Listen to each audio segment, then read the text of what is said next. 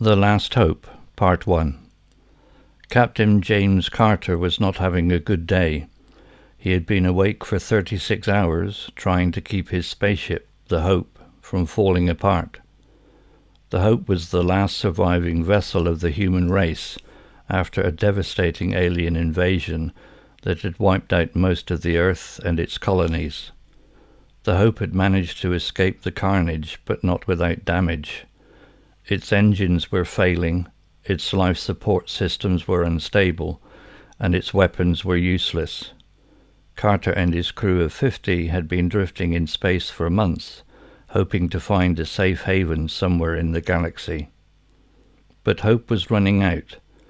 The Hope's sensors had detected a large alien fleet approaching their position. The aliens, known as the Zorax, were ruthless and relentless. They had hunted down every human ship they could find and showed no mercy. Carter knew they had no chance of fighting or outrunning them. He had to make a desperate decision. He gathered his crew in the main hall and addressed them with a grim expression. "Listen up, everyone. I have some bad news and some worse news. The bad news is that we have a Zorax fleet on our tail, and they will be here in less than an hour. The worst news is that we have no way of defending ourselves or escaping. We are out of options." The crew gasped and murmured in fear and disbelief. Some of them cried, some of them cursed, some of them prayed. Carter continued, "I know this is hard to accept, but we have to face reality. We are not going to survive this encounter, but we are not going to give up either. We are going to do what humans do best. We are going to fight back." He paused for a moment, then said, "I have a plan. It's risky, it's crazy, and it's probably suicidal, but it's our only chance of making a difference. It's our only chance of giving humanity a future." He looked at his crew with determination. "Are you with me?" Part 2. Carter explained his plan to his crew. It was simple but daring. He proposed to use the Hope as a kamikaze weapon and ram it into the Zorax flagship. The Hope had a powerful nuclear reactor that could cause a massive explosion if detonated.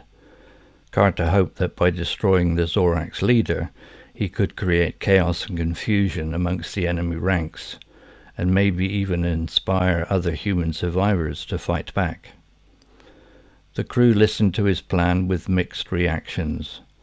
Some of them agreed with him and volunteered to join him in his final mission.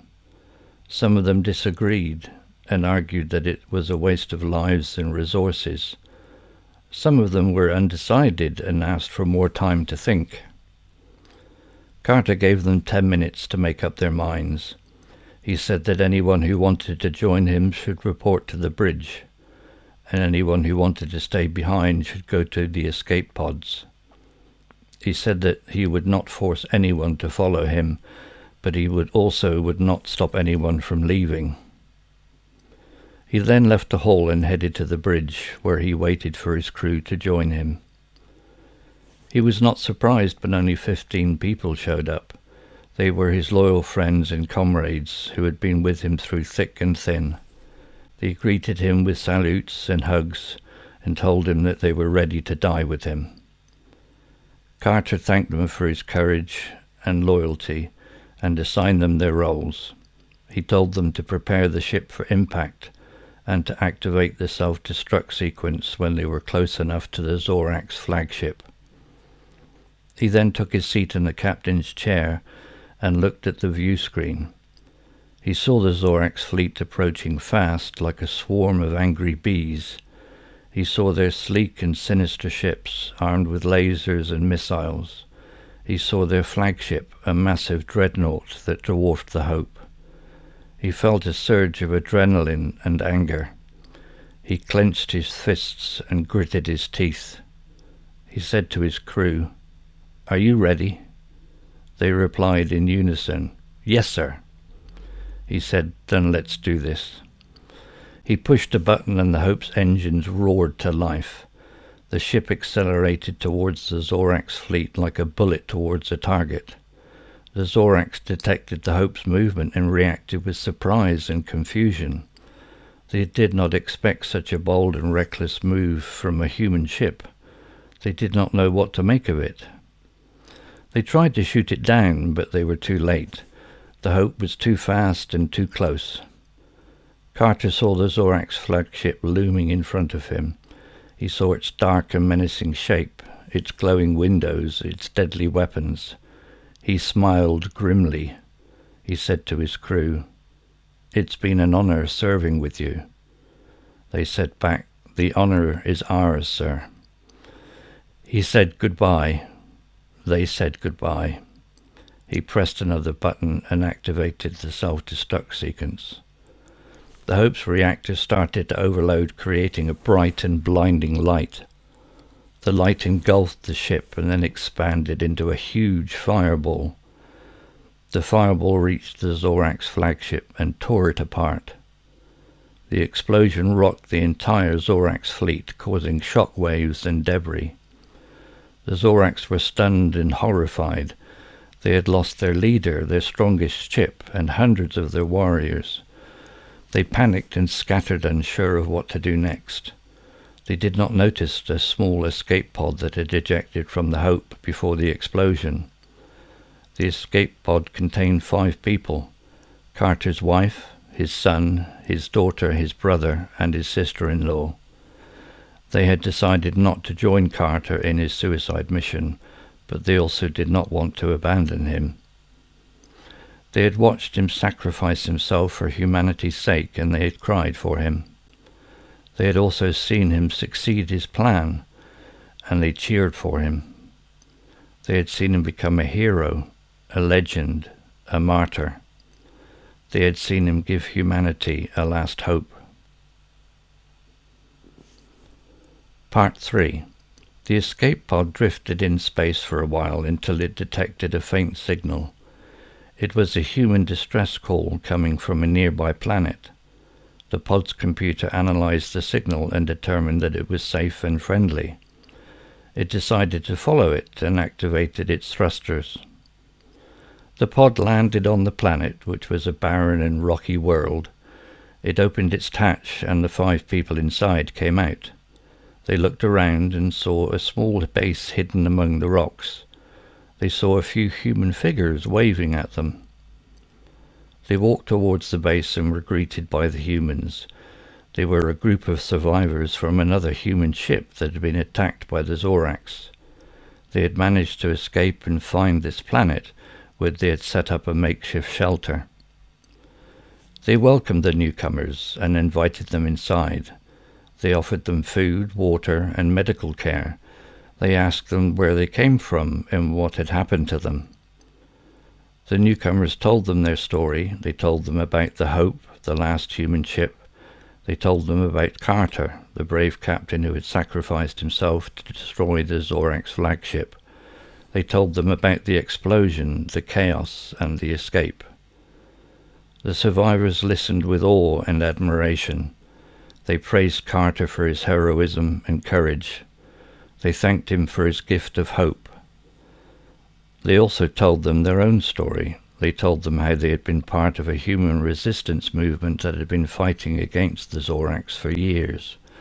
They told them how they had been gathering information, sabotaging enemy ships, and rescuing other survivors. They told them how they had been looking for a way to contact other human groups and to coordinate a final attack on the Zorax. They said that Carter's action had given them a golden opportunity. They said their Zorax fleet had been weakened and disorganized by the loss of their leader and their flagship. They said that now was the time to strike back, to launch a surprise attack on the Zorax homeworld. They said that they had a plan. They said that they had a secret weapon. They showed them a large metal crate in a corner of the base. They opened it and revealed its contents. It was a nuclear bomb. They said they had stolen it from the Zorax ship that they had infiltrated. They said that it was powerful enough to destroy an entire planet. They said that they needed volunteers to join them in their mission. They looked at the newcomers and asked them if they were willing to join them. They said it was their chance to avenge Carter, to honor his memory, to finish what he had started. They said it was their chance to end the war, to save humanity, to secure a future. They said it was their chance to be heroes. They waited for their answer. Part 4. The newcomers agreed to join the mission. They said they wanted to honor Carter's legacy and to fight for humanity's freedom. They said they were not afraid to die. The survivors were glad to hear their decision. They said they were proud of them and that they considered them as family. They said that they would do everything in their power to help them. They spent the next few days preparing for the mission. They checked the bomb, the ship, and the disguises. They studied the Zorax homeworld, its defenses, and its weak points. They rehearsed the plan and memorized the codes and passwords. They also spent some time bonding with each other. They shared their stories, their hopes, and their fears. They laughed, cried, and hugged. They became friends. They were ready. They boarded the Zorax ship and took off from the planet. They flew towards the Zorax homeworld, which was a dark and ominous sphere in the distance. They entered its orbit and held the Zorax control tower. They used a fake identity and a forged clearance. They said that they were returning from a patrol mission and requested permission to land. The Zorax control tower replied with a gruff and suspicious voice. It asked them for their identification code, their ship number, and the commander's name. They gave them the answers they had learned from their research. They hoped they were correct. They waited for a few tense seconds. The Zorax control tower replied with a curt and cold voice. It said that they were cleared to land. It gave them a landing bay number and a landing time. They thanked them and followed their instructions. They breathed a sigh of relief. They had passed the first hurdle. They landed in the assigned bay and opened the hatch. They saw a group of Zorax soldiers waiting for them. They wore black armor, red helmets, and green eyes. They carried laser rifles and looked menacing. They stepped out of the ship and greeted them with a salute. They wore similar armor, helmets, and eyes. They also carried laser rifles, but they hid the bomb in a large backpack. They hoped they looked convincing. They waited for the Zorax soldiers to inspect their ship and their papers. They hoped they would not find anything suspicious. They waited for a few more tense seconds. The Zorax soldiers nodded at them and waved them away. They said that they were free to go. They said that they had to report to their commander in the Central Command Center. They thanked them and walked away, breathed a sigh of relief. They had passed the second hurdle. They walked through the Zorax base, which was a huge and complex structure. It was filled with corridors, rooms, and elevators. It was also filled with Zorax soldiers, workers, and officers. They saw them walking, talking, and working. They saw them carrying weapons, tools, and documents. They tried to blend in with them. They acted like normal Zorax soldiers. They followed the signs and directions to the Central Command Center. They hoped they would not attract any attention. They reached the Central Command Center, which was a large and circular room. It was surrounded by screens, consoles, and speakers. It was also surrounded by Zorax guards, technicians, and commanders. They saw them monitoring the situation, issuing orders and receiving reports. They saw one of them standing in the middle of the room. He was taller and stronger than the others. He wore a golden armor, a blue helmet, and a purple cape. He had 4 eyes instead of 2. He held a staff in his hand. He was the Zorax supreme leader. He was their target. They approached him slowly and cautiously. They pretended to be his loyal followers. They pretended to have an urgent message for him. They hoped he would listen to them. They reached him without any trouble. He turned around and looked at them with his 4 eyes. He asked them who they were and what they wanted. They gave him another fake identity and another forged message. They said they were from his personal guard unit and that they had important information for him. He asked them what it was. They said it was about a human ship that had been spotted near his homeworld. He asked them what it was doing there. They said it was trying to attack his homeworld with a nuclear bomb. Part 5. The Zorax Supreme Leader was shocked and enraged by their message. He asked them how they knew about the human ship and the nuclear bomb. They said that they had intercepted a human transmission and that they had decoded it. He asked them to show him the transmission. They said they had it in their backpack and then they needed to play it on his console. He agreed and told them to follow him. They followed him to his console, which was a large and sophisticated device. It had a keyboard, a mouse and a screen. It also had a speaker, a microphone and a camera.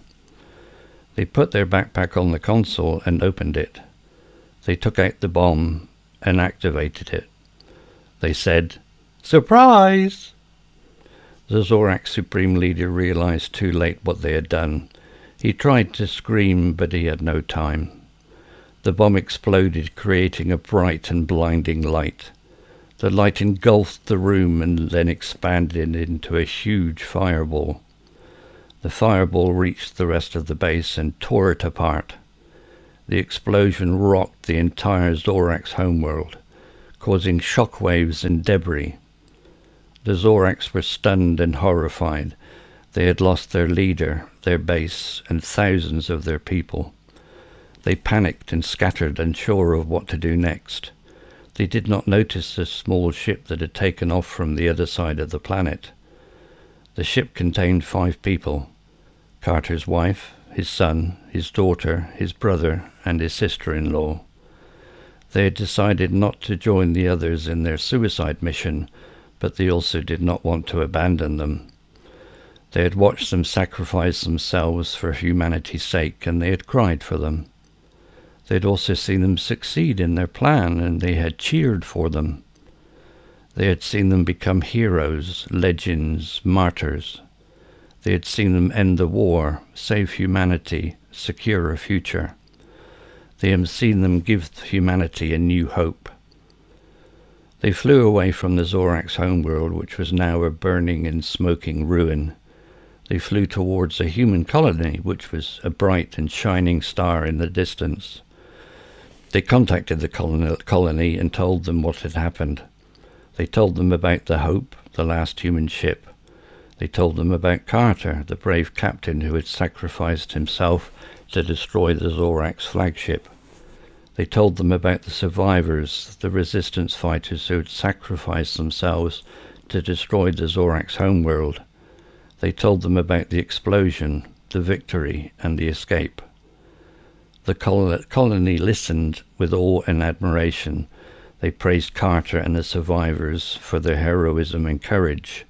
They thanked them for their gift of hope. They also welcomed the newcomers and invited them to join them.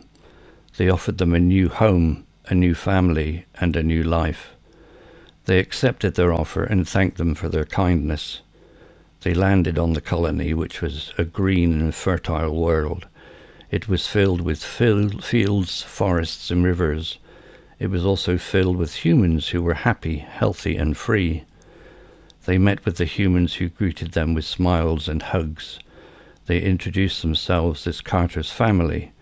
They said they were proud of him and that they loved him. The humans said they were proud of him too. They said they loved him too. They said he was their hero. The end.